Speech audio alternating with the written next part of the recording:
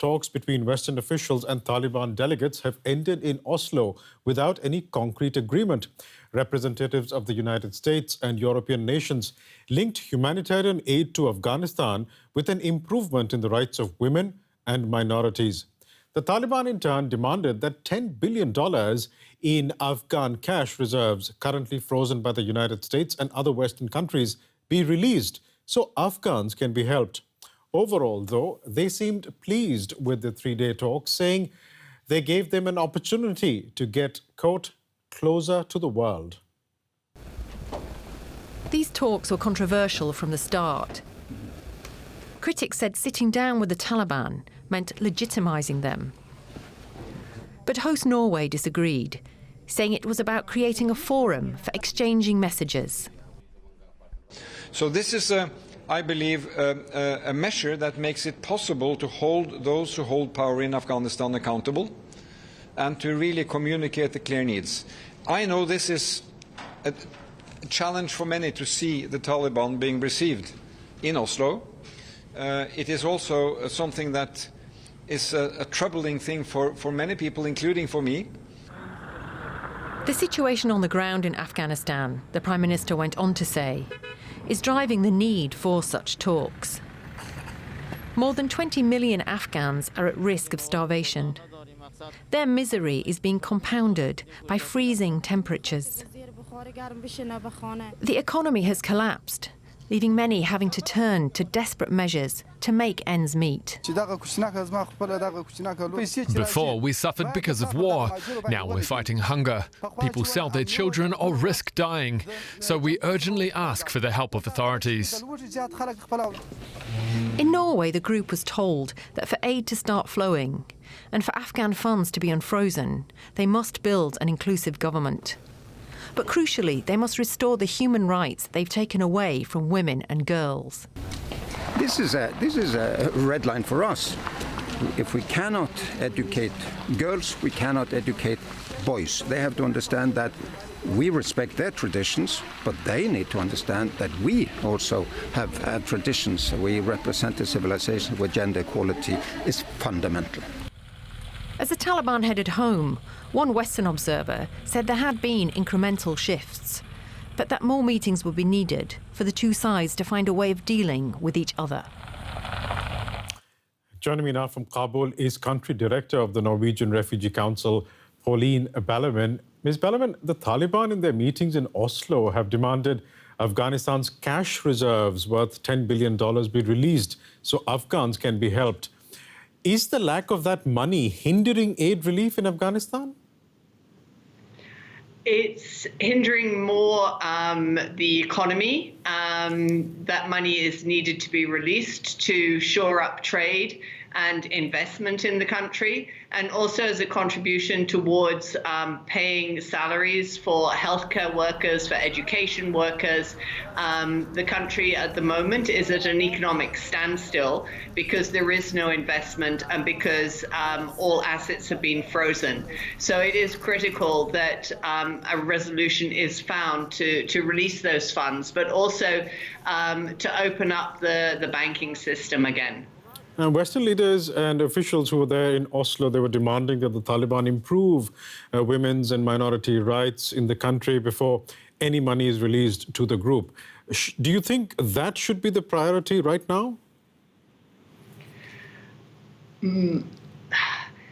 Personally, I believe very strongly that what is needed for this country is a solution for the economic crisis, but humanitarian assistance needs to be able to get into the country and to reach the people who need it. It's not for nothing that the UN has just launched one of the largest, or the largest ever, humanitarian appeal for over $40 billion. In order to be able to respond to the needs of over half the population who are facing hunger, who are facing a lack of access to healthcare and to education, even basic shelter and resources for fundamental living. You're in Kabul. I mean, what has been your experience? Can one distribute aid in Afghanistan without cooperation with the Taliban? We have been able to do a fairly comprehensive winterization program, distributing blankets, shelter kits, non-food item kits with buckets and kitchen kits, stoves to ensure that people have the minimum to be able to provide and cook for their families to keep them warm through the winter months. So yes, it is possible. And much more of that assistance is needed to keep people alive and well particularly through the very harsh winter season. We have thick snow on the ground at the moment, so and at night minus 13 degrees. So people who are living in very temporary shelters with plastic sheeting, wooden frames, they need all the help they can get to be able to survive these very harsh conditions. Pauline Bellerman from the Norwegian Refugee Council there talking to me. Now, while the Taliban engages in talks, Afghanistan's minorities are left in desperation. A new report by Human Rights Watch and Outright Action International says the country's LGBTQ community is facing deadly violence and oppression under Taliban rule.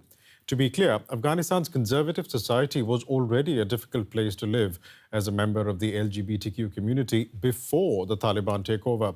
For example, former President Ashraf Ghani's government criminalized same-sex sexual relations through a law in 2018. But under the Taliban, the discrimination has descended to attacks, rapes, and death threats.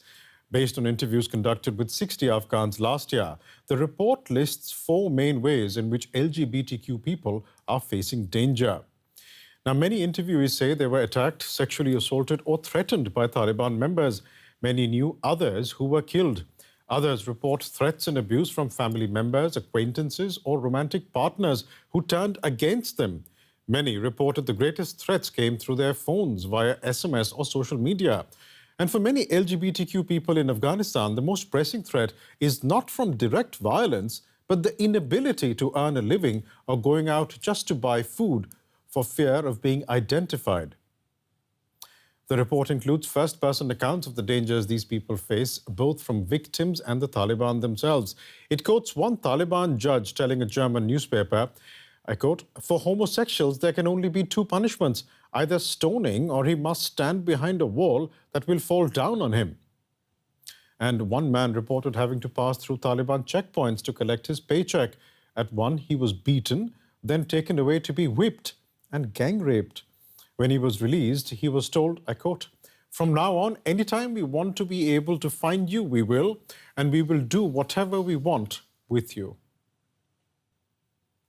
And for more, I'm joined by one of the authors of that report, Heather Barr. She's also Associate Director of Women's Rights at Human Rights Watch and joins me from Islamabad. Ms. Barr, from what the report describes, it appears there is just no way an LGBTQ person can live with dignity in Afghanistan. Would you agree with that? I'm afraid I would. It's pretty impossible to live in a place where you have all the homophobia that existed before, but now you have a situation where if somebody wants to engage in violence against you, not only are they not afraid of being punished anymore, but they feel that they may be rewarded. So it's an intolerable situation for people. So what are LGBTQ Afghans to do? I mean, do they leave Afghanistan and go to neighboring countries, which, as your report correctly points out, many of whom have criminalized same-sex relationships? What do they do? So some people have managed to leave. A very tiny number have managed to find their way to safety and resettlement in another country. A far greater number, as you say, are stuck in the region. And their problems are not just criminalization of same-sex conduct in other countries. It's also that they may have arrived without a visa. They may have come on a short-term visa, which is now expired. They're likely not able to work legally, which means that they don't have a means to financially support themselves. And they don't have a pathway to resettlement in another country where they can live safely. But the vast majority of people who are facing these risks and these forms of violence are in Afghanistan, trying their best to survive from one day to the next, many of them living in hiding, afraid to even go out of their houses to get food, let alone to find a way to earn a living and support themselves and their families. Your report also suggests, among other measures, for the Taliban to revise laws so LGBTQ people can have equal rights. Is that a realistic demand to make? Maybe it's not, but the Taliban sees themselves as the government of Afghanistan. They're arguing every day that they are the legitimate government. And if they're the legitimate government, then they need to provide rule of law and they need to respect human rights. And that's their obligation under international law. And so we make recommendations to them based on their obligation, not based on their behavior. Now, we're talking a day after talks between the Taliban and Western officials ended in Oslo, and they spoke about human rights and humanitarian aid. Do you think LGBTQ rights for Afghans is a priority for Western nations?